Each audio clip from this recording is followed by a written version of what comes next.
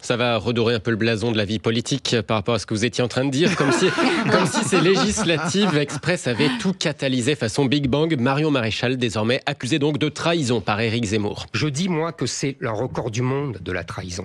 Après avoir été un temps accusée de trahir sa famille en pleine campagne présidentielle, c'était il y a 2 ans et quelques, en pleine élection présidentielle. La nièce de la principale opposante d'Éric Zemmour, c'est-à-dire la nièce de Marine Le Pen, effectue effectivement aujourd'hui son ralliement à Reconquête, rejoint donc la campagne d'Éric Zemmour. Du côté de LR, les ténors accusent Éric Ciotti de trahir les valeurs du gaullisme ou d'avoir trahi l'appareil en négociant avec le RN dans leur dos ici. Xavier Bertrand ou Laurent Wauquiez. Il nous a trahis pour une circonscription, la sienne.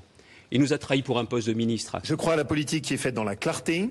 Parfois on convainc, parfois on ne convainc pas, mais on ne trahit jamais. Éric Ciotti, lui-même trahi par ceux qui l'accusent de trahison et qui ont voté son exclusion. Pendant ce temps, à gauche, partisans ou opposants à l'union avec LFI s'accusent, les uns de trahir leurs valeurs pour des sièges, les autres de trahir la nécessaire unité. L'avenir proche nous offrira sans doute d'ailleurs aussi des accusations, pourquoi pas, de trahison entre insoumis pro-Ruffin ou pro-Mélenchon par exemple. Alors pour se détendre, ce tweet signé Guy Golo avec l'affiche du parti animaliste. Le chat du parti animaliste exclu par son camp après qu'il ait annoncé une alliance avec chasse, pêche, nature et tradition. On montre l'image d'ailleurs. C'est vrai que ce mot trahison, on a l'impression que finalement tout le monde a un couteau planté dans le dos. Non, c'est intéressant parce que vous savez à quel point c'est ma famille politique, la gauche dans son ensemble. Ça nous avait échappé. Nous avons l'art quand même de nous mettre des peignets olympiques.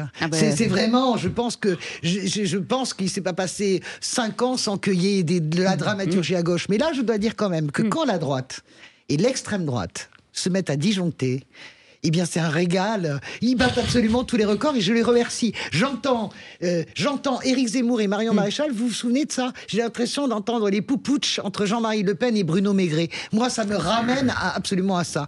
Je vois Éric Ciotti et je me dis finalement, ok, je suis de gauche, mais la droite est capable de faire pire. C'est ça qui est bien. Juste un mot, une seconde, Sébastien. Talleyrand avait tout dit, la trahison, c'est qu'une affaire de date. Oui, bien sûr. Là où je ne suis pas d'accord avec vous, et je ne suis pas d'accord avec vous, Françoise, Félix Mathieu, c'est qu'il n'y a pas de trahison.